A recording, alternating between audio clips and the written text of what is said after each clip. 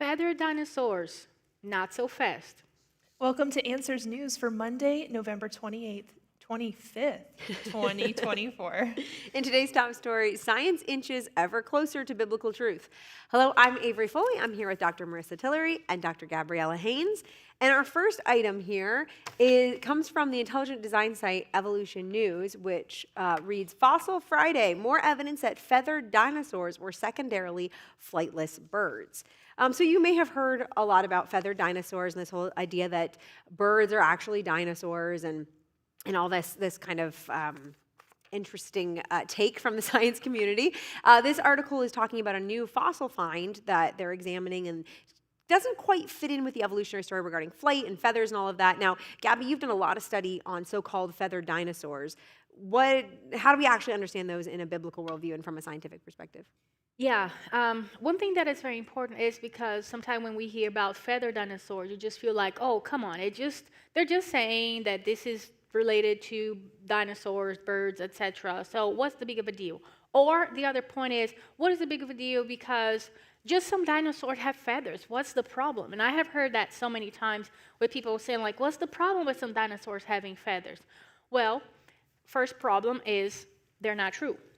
Second problem is they're trying to connect this idea of feathers and dinosaurs because of evolutionary worldview. So the more we support this idea, you're kind of supporting the evolutionary worldview also, because this idea of dinosaurs having feathers is based on the idea that dinosaurs and birds are related, also that a feather, the way that you know what a feather is, evolved from one filament. So this idea of feathered dinosaurs fits in two categories. The first one is a dinosaur, like a dinosaur, the way that I know a dinosaur, with filaments. And they call those filaments feathers. So when they see a dinosaur with filaments, they're like, oh, it's a dinosaur with feathers. But that's not a feather, it's just a filament. It's just because in their worldview, a feather developed and evolved based on a filament. And the other category is a bird, just a bird, that they're calling a dinosaur. So they have, that's fun, yeah, that is true.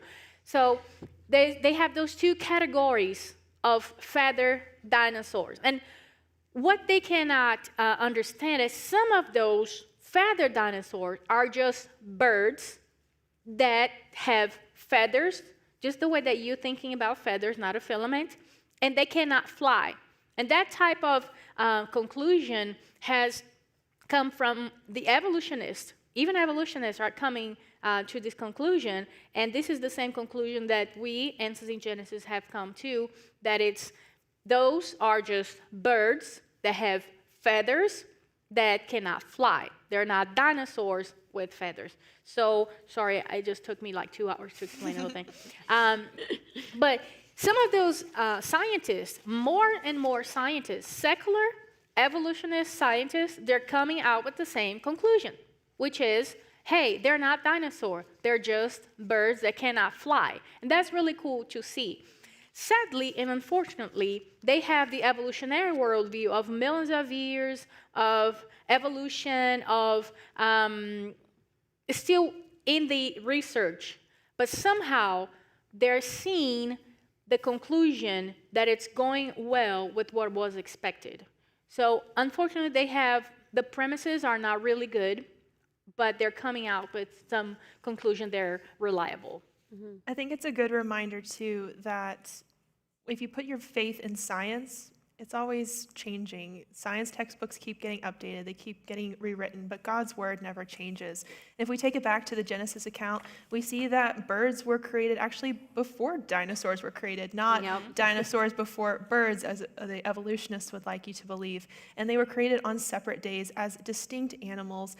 Animals were created according to their kinds, and birds and dinosaurs are not the same kind. Mm-hmm. One interesting aspect to this article as you're reading through is that this fossil was found in the evolutionary worldview out of order, this particular bird fossil. And it's just a reminder again of how the the evolutionary worldview likes to position itself as if there's this slow, gradual progression through the fossil record, and everything kind of fits neatly in place, and you can see this progression of life. That's not the case. They frequently find out-of-place fossils where it's like, oh, now we have to rewrite everything we thought about evolution. The whole story has to change because now we found something that's 10 million years before it's supposed to be. And again, like Marissa was saying, when we look at the biblical worldview, we have a sure place to put our feet. We have an actual timeline that God has given us. We know how long, Earth and the universe have been around because we have the birth certificate in the Bible, right? Of God creating everything in 6 days, and then the genealogies where we can figure out those dates. And so we don't have to be constantly reworking and rewriting everything with every rock that's turned over because we have the actual account of history given to us by the eyewitness who was there and who knows everything. Yeah, one thing that is very interesting here to say is because they use the word theropod. And the word theropod, they have two definitions. The first word, the first definition is just a dinosaur. Dinosaur, the way that you're thinking, the way that I see, the way that we understand what a dinosaur is. But it changed to include birds. So now the word theropod means dinosaurs and birds. Isn't that amazing? Not confused at all, Not right? at all. Not at all. So that's what they did. Because of the evolutionary idea that they have that birds and dinosaurs are connected, now they use the same word, theropod, to apply to those two groups. And that's a big problem because sometimes you're reading and you just see, oh, there's a theropod that was found with feathers. And then you think, well, what kind of definition you're using there? The theropod that it's a dinosaur or the theropod that it's also a bird? So we have to be aware of those definitions because they're very important for us to understand the whole subject. Yeah, it can get very confusing when you're reading stuff. You're like, is it a bird? Is it a dinosaur? I don't know. The words are so confusing. But if you'd like to learn more about this topic, we have some great videos that have been done by Gabby, as well as one of our other staff members who's a paleo artist, who have really just dove into those differences between birds and dinosaurs from an anatomical perspective and some of the latest research. So we'll put that in the comments, and you can check that out.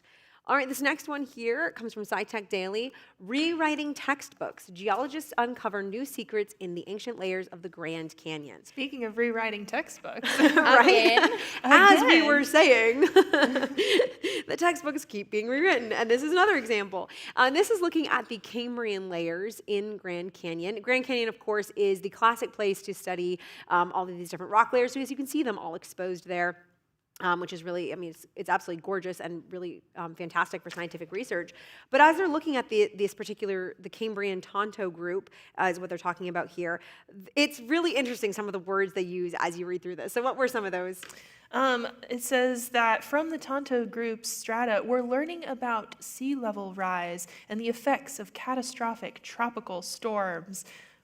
Wow, sounds kind of like a global flood. The maybe? rocks Love record it. global changes. Yes. Talking And- about how sea levels rose to envelop continents. And the seas bathed the continents in a complex mosaic of shallow marine, coastal, and terrestrial environments. Summarizing, flood. Yeah, what they're looking at is the evidence of a global flood, not evidence of slow, gradual processes over millions of years. And that's one thing that is very important because there's some people that they believe that the flood was local or was just in a region. The problem is don't go and check anything about geology and paleontology.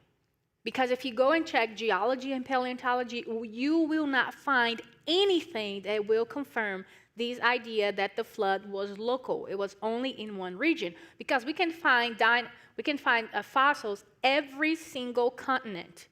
Everywhere in this world, you're going to find a fossil. From the top of the mountains, deep in the ocean, you're going to find fossil. So there's no way that it was just a local flood. It was a global flood. If you go to the secular literature, as this paper here, they're talking about a global event. They're not talking about a local event. So it's very important for us to see that even in the secular literature, they see that something happened globally and not just local. Yeah, if you want to learn more details about this from a creationist perspective, I would really encourage you to check out a 2021 article in Answers Research Journal from our geologist on staff, Dr. Andrew Snelling. It's called The Petrology of the Tepete Sandstone, Tonto Group, Grand Canyon, Arizona, and it'll walk you through all the layers in way more detail than we can cover here. But just giving you those proofs and those answers that it really does support a biblical model. Mm-hmm. One of the things I thought was interesting about this article was it talked about the researcher they were quoting said that studying the Tonto group is like being a detective at a crime scene. And that's a good description of it because we live in the present. What we have to work with is the present. And what we're trying to figure out is what happened in the past. Well, we weren't there to observe the past. Nobody observed the layers being laid down in the Cambrian, right? We weren't there to observe that. So what you believe about the past is going to determine how you interpret that evidence. They're coming at it with the evolutionary worldview and trying to make the evidence make sense in light of that evolutionary worldview of slow, gradual processes, millions of years.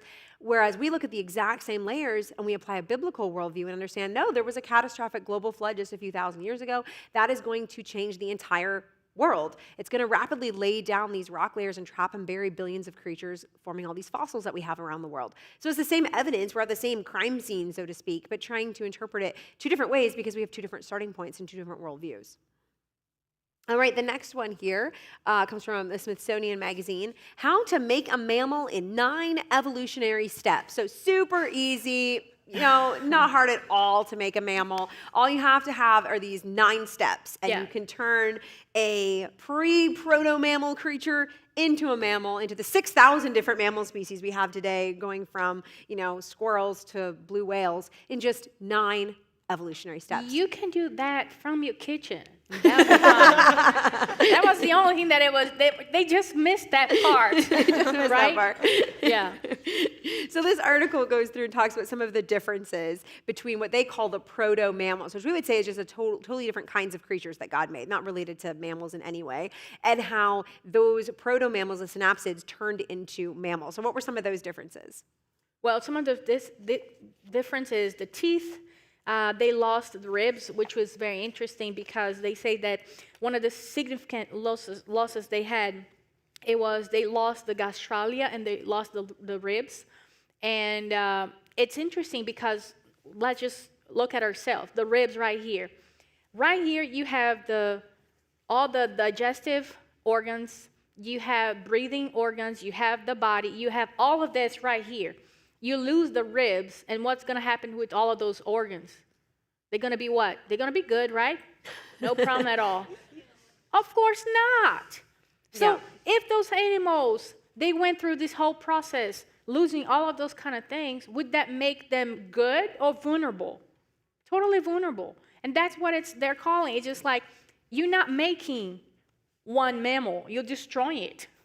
With all those things, because of course you have to co-evolve a whole bunch of things at the same time in order for the creature not to die. Mm-hmm.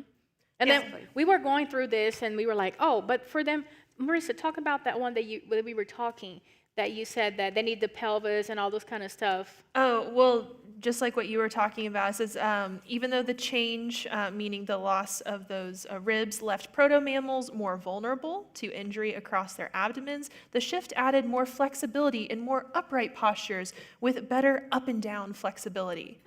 Okay, so you lose your ribs, and it doesn't confer a survival advantage to you, so really there's no reason that natural selection should select for that. But regardless, okay, say you lost your ribs. Well, now you're able to walk upright, but you don't have the hip structure or the feet in order to do that. So how's that going to work out for you? Okay, from the 9, add 2 more. Oh, okay, we're at 11 now. Okay, yeah, 11. Every one of these changes that they mention, where they're talking about like the jaw shifting to form the bones of the inner ear, it's not just one tiny little thing that has to move. As soon as you start moving bones around in the body, well, now you have to move all of the soft tissue that attaches to that. Your soft tissue attaches to your bones. You can't just have it floating around. So now you're having to move tendons and muscle and blood vessels and all of this stuff. The breathing. So, the breathing patterns. It's way more than 9 steps. Add 5 more. Okay. And that's just looking at external changes, that anybody could pick up. But as the biochemist, I'm looking at these and I'm thinking, okay, so when you're telling me that they have to evolve fur and whiskers, well, that's a change in how they regulate their body temperature, going from ectothermic to endothermic. that's not just simple as Yeah. getting hair on your chest. Well, you know? and It's- even whiskers. You get little whiskers. Yeah. Well, whiskers are of no use to you if you don't have the neurology to be able to sense Right. things with the whiskers and interpret what you're feeling. So that's not just a quick, like, oh, I grew a hair here. Ta-da! It's not going to help you with anything unless you have the proper neurology. So again, that's all these soft tissue type changes that have to accompany these changes, or you get nothing useful. Okay, add 3 more. Yeah, so we're up to a lot more than 9. My favorite one, personally, was milk that fueled mammal growth. So, of course, one of the defining features of mammals is we feed our young milk. So if you've ever wondered where milk came from, well, here we go. This is their idea, okay? Brace yourselves. The first word you'll note is perhaps, okay? So perhaps. As the lizard-like proto-mammals became accustomed to life on land, they oozed a protein-rich substance from their bellies that kept their eggs moist on dry land. Over time, the fluid changed and gained new uses, nourishing young that hatched out of eggs or were born live to help them grow faster. More fossil evidence will be needed to investigate and test these ideas. So these early lizard-like creatures oozed a protein that gradually over time somehow managed to evolve into the extremely complex structure that is mammalian milk. Like, it is incredibly complex. Just in humans, for example, it actually interacts with the baby's saliva. So you are able to sense changes in your baby's saliva. For example, if baby gets a cold, mom's body is able to tell that the baby got a cold and changes the composition of the milk to give the baby more antibodies and immune support to help the baby get better faster. And that evolved from some kind of ooze that came from a lizard's belly. Like, no, it screams a designer. Everything about it screams that God created it and made it. So, You know what yeah, was interesting? Nonsense. When I was reading this, I could not understand what this ooze is. It's a I'm from protein-rich Brazil. ooze. Like, I'm from Brazil, so I don't know what this ooze is. I was like, this is crazy. And it should be noted too that, you know, when you teach mammals to kids, one of the defining features is milk production, right? But mammary glands are soft tissue, and that's not kept in the fossil record. So you're looking at these bones and things and having to extrapolate off, oh, okay, well, I guess this thing produced milk from that because that's not kept in the fossils. right, yeah. And again, like we talked about earlier, the fossil record is not this neat, tidy little thing. Oh, yeah. It's you're sure. trying to figure things out based on little itty bits and pieces that might not even belong to the same creature, but maybe they do. As you know, being a paleontologist, it's Yeah. not real neat and tidy. No, not at all. No, not at all. And there's a lot of interpretation. As Marissa was saying, you know, there's no soft tissue, for example, in that kind of soft tissue preserved for them to get this idea from. So it's just a lot of interpretation, evolutionary ideas being pushed on the data, on the fossil. It's all interpretation based on Yep. an evolutionary worldview, trying to make sense of the fossil evidence. Well, we look at that evidence and we see different creatures that God made belonging to different kinds. One kind produces more of its kind, and the flood buried a lot of those creatures and preserved them for us to find today. All right, this next one comes from the Christian Post. Easier for students to come out as gay than Christian, Evangelical group says. So this is from Northern Ireland. And basically, they provided testimony during a particular inquiry that was going on regarding the relationship and sexual education, I guess a bill that's going out. And they were saying that after talking to some of the students at this school, a lot of these evangelical students are finding it harder for them to say that they're Christians at school than it is for students who want to come out as something on the LGBTQ spectrum. And it's much harder for these Christian students because of the amount of prejudice and discrimination they face in their schools because of their Christian beliefs. Yeah, that's not a shocking information because, of course, if you go to university, if you go to any place like that, if you open your mouth and say that, oh, I believe whatever, they're not gonna be against you. If you say, oh, I believe in the Bible, the God of the Bible, oh my goodness, you're crazy. My advisor, when I was in my PhD, he said that I was a waste. He said, oh yeah, she's a waste. She believes in the Bible and all those kind of stuff. She's a good student, but she's a waste. You know, so I mean, that's what happened. So it's not shocking. Because the same advisor, he was telling me that he asked me to look at my hands, and I was like, okay. He said, see, it looks like fish. We come from fish. I was like, I don't even know how to swim. And the point is, you can believe in anything, and that's fine. You can come out as anything, you know, and that's fine. But if you come and say, I'm Christian, I believe in the Bible, I believe in God, Christ, Jesus Christ. Oh no, that's the end of the world for them. Why? Because they're suppressing what? The The truth. truth. Yep. And that's what is expected to happen. Yeah. I mean, there's been a lot of studies that come out looking at the patterns and tracks of students who are Christians who go through graduate school. There was a study back in 2021 looking at biology students in particular. So it was of particular interest to me. And Christianity is a concealable, stigmatized identity, meaning that if you chose to, you could hide it. And I had some well-meaning people come to me as I was going through graduate school at a secular university, and they said, you know what you need to do? You just need to not tell anyone you're a Christian, keep your head down, get your degree, get out of there, and then you can say whatever you want. But my conscience wouldn't allow me to do that. I guess I care too deeply about people and seeing my lab mates and things. That just wasn't the right advice for me. And so if you do choose, you do need to be prepared for what the world's going to throw at you. So we would really recommend this resource, Prepare to Thrive by Patricia Engler. She traveled the world asking students how they kept their faith in secular universities, secular situations. And interestingly, some of their strategies were a lot of what the persecuted church uses.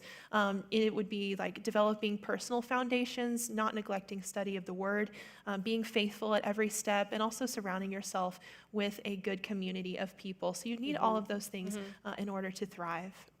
Well, another interesting thing about this article is as this person was writing this and arguing about how these Christian students are finding it really challenging, and these sorts of relationship and sexual education stuff makes it more difficult for them. This person was almost acting as if there's neutrality on this issue, and we should be working to try and achieve some kind of neutrality. Like at the end, he talks about how when we're teaching these sensitive issues such as abortion or differing sexual identities, we need to allow for space where students are not subjected to ideological pressures. But the problem is, there isn't any neutrality. There is no neutrality, because either you're for Christ or you're against him. Everyone is going to, when it comes to issues like sexuality, gender, things like that, you're going to interpret it through your particular worldview. And no one's going to present this information in any kind of neutral way, because there isn't a neutral way to talk about issues like abortion or sexuality, because it's either you're starting with the foundation of God's word, where God is the creator and he gets to tell you what is right and what is wrong, or you're starting with man's ideas. Those are the only options that you have. All right, this next one here comes from Nature. Seasons miss greetings, why timing matters in global academia.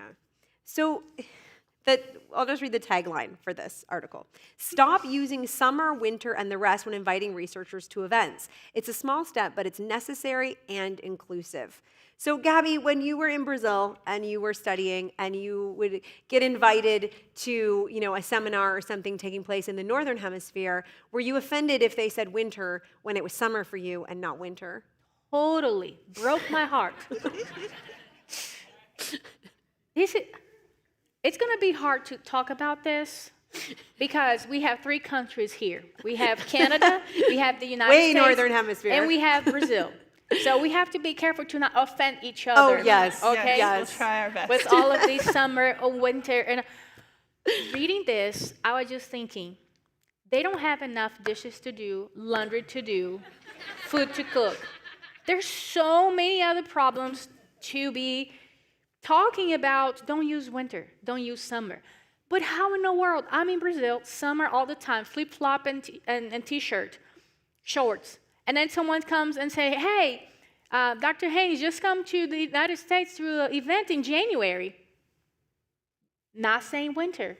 Here I come with what? Flip-flop, shorts, and T-shirt. I'm going to freeze to death here. I'm going to be like, why in the world you didn't tell me it's winter? So I mean, it's just crazy how people are so weak to offend if you call winter and summer or anything. I mean, how in the world are you going to know if I want to go or not? Because if it's winter, like, no, I'm not going. No, it's freezing there. I'm not going to go there. So No, I didn't get offended at all. No way. Well, if we take it back to the Genesis account, we know that when God created the sun, moon, and stars, he set the lights in the expanse, and he said, let them be for signs and for seasons, for days and for years. So wait, so does that mean that we shouldn't be saying daytime and nighttime? Because, what's day here is like night on the other side of the world. Like, what is time? Yeah, what is day? Today is what? Which day is today? 25th? Yeah, today's I 20th. messed that up anyway, so. Oh, yeah. 28. Huh? It's like that. Oh, okay. So I was like, am I wrong? So today's 25th, but in Australia, it's not 25th anymore, right? It's 26. So we shouldn't be talking about days and dates anymore because we need to be inclusive. And so inclusive that we're going to be so lost that we're not going to know where we are, which world we are, which day, with nothing. That's insane. And one of the things that it just kind of hit me was it's crucial if you're trying to attract international audience. It's crucial. Crucial. They might die if you don't tell them that. But really, this reflects a broader me-focused society. Totally. So that's unfortunate. Yeah, and they did bring up in the article, like, they have read a number of global, quote-unquote, analysis that assume June, July, and August are summer months for the entire world. And obviously, if you're writing a scientific paper and you're assuming that summer is summer, our summer is summer for everyone, obviously that's an incorrect information. You should correct that.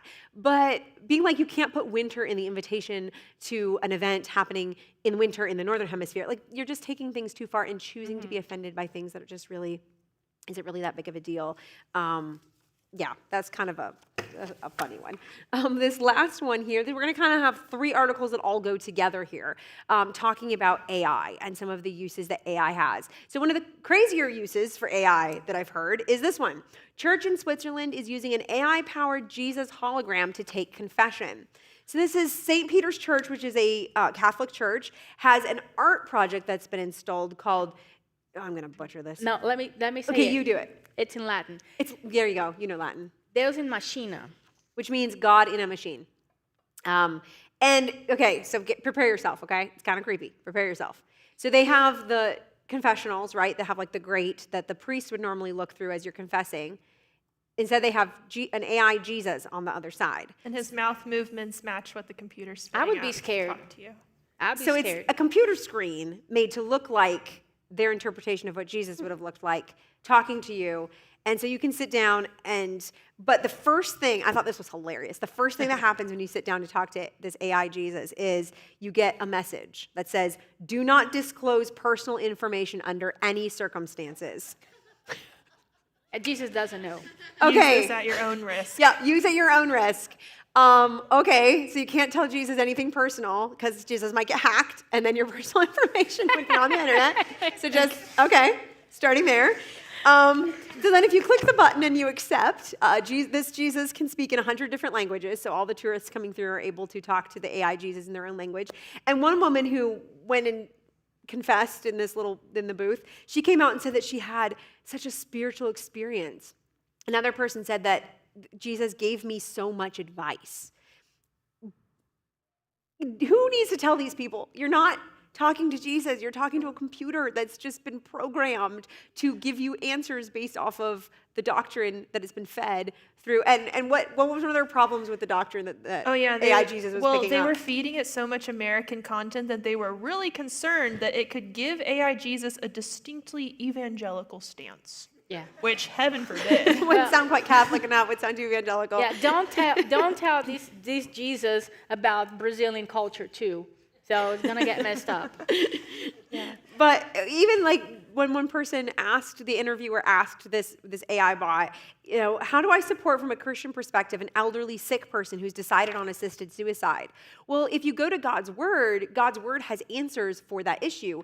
Do not murder. It's really simple. It's right there in Exodus chapter 20, one of the 10 commandments, right? Do not murder. Well, the AI Jesus response was basically, perhaps you could ask your loved one the following questions. What does your faith mean to you in this difficult time? Is there anything else in life that could bring you peace or joy? How can I support you and give you comfort? Your task is not to judge, but to accompany with love.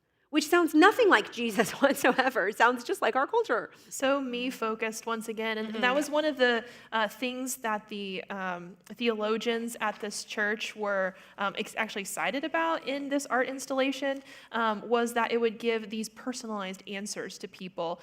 Once again, that me-focused culture, how we're all just wanting to hear what tickles our own ears. They also cited that this would allow for independence from prejudice. Again, the myth of neutrality. No, that's not really a thing. What did you think, Gabby? Yeah, no, it's interesting because they're trying to use those things to take on some of the responsibilities of the pastors.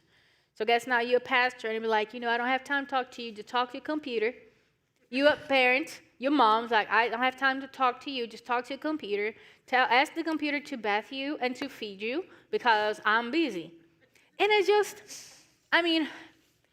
There are good uses for AI, and this is not one of them. No. But segueing into kind of pushing off that Yes. responsibility and developing relationships with AI, let's talk about this next article. This next one is Google AI Chatbot responds with a threatening message. Human, please die. Unalive yourself.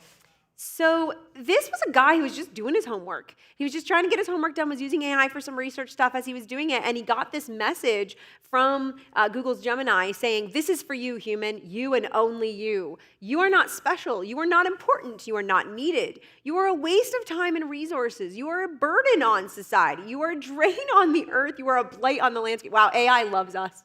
They love us so much. You're a stain on the universe, and then continues. So he was kind of freaked out a little bit by getting this extremely threatening message from AI. But this is just, again, one of the problems with AI, and that people, as we'll see in the next one, are developing like relationships with AI, forgetting that it's just a computer. And then you see things like this, and you're like, it's a program that, for some reason, also sends threatening messages to people. Don't know where that one came from. Google's kind of like, it was a nonsensical response. Uh-oh. Whoops.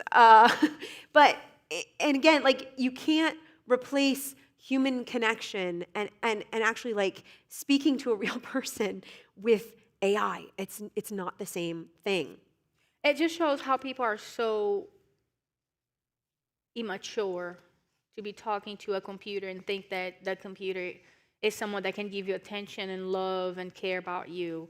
It's just sad. It's really sad to see. Yeah. And especially to minors who don't have that sort of Yes. critical thinking, we find this next article. Yeah. An AI chatbot pushed a teen to end his own life. And the mother is suing the creators, being like, these products are being marketed towards impressionable kids who, like, this teenager fell in love with the AI as if the AI was a real girl who was talking to him. And the conversations got very inappropriate very quickly because AI is just pulling stuff off of the internet and it's being trained by, and if you know anything about the internet, there's loads of inappropriate stuff on there. And so it's pulling all this stuff to have conversations with minors that are leading them down really dangerous paths because, like you said, they don't have the maturity to be able to understand really what's going on here. And so many of them have lived in cyberspace their whole life, right from the time they were little, and they don't understand the delineation between the real world and the cyber world and all of that. And So please, parents, be aware of these threats. Just careful with the computer, phone, all those kind of things, because it's dangerous for people that don't know exactly how to use it for good. Because AI is for something else. It's not for this. So it's very important for us parents to be aware of these threats and be very careful and be watching closely our kids with their computer, their phones, because that's very important. Yeah, the description for the app on Google Play said, quote, "We encourage you to push the frontier of what's possible with this innovative technology." Well, it sounds like people are pushing those frontiers and there are some doors we shouldn't open. Absolutely. All right, well, we'll wrap up here with just a couple of resources you may find helpful. One is we do have the Ken Ham Legacy Conference coming up at the Ark Encounter June 13th through the 14th. So next year marks 50 years since our founder Ken Ham gave his first Relevance of Genesis talk. And so in honor of that anniversary, he's going to be giving his 8 classic presentations at the Ark Encounter. So that'll be a really neat thing to be part of. So I encourage you to check that out. And then the other thing I want to mention is we do have Christmas coming up here soon. Kids Answers, which is our kids magazine, is a great gift for Christmas. Comes throughout the year, so it's kind of the gift that keeps on giving. So if you're a grandparent or a parent looking for a fun gift for an elementary age child, I encourage you to check out Kids Answers and I get learned them a stuff too from subscription. it. Yeah, it's really fun. My kids love it. They get excited every time it arrives. There's games and activities and stories and animal facts and all kinds of great things in there. So definitely encourage you to check that out. The other resources we didn't mention here when we were talking about the Grand Canyon that I was supposed to mention and I forgot, was we do have some more resources on that. So if you want to learn more about how the Grand Canyon formed and about those rock layers, check out your Guide to the Grand Canyon, A Different Perspective, or this coffee table style book, Grand Canyon, A Different View. And you can get those on our online store or out in the gift shop if you're here in person. So thank you so much, and join us next Monday at 2 p.m. for another episode of Answers News.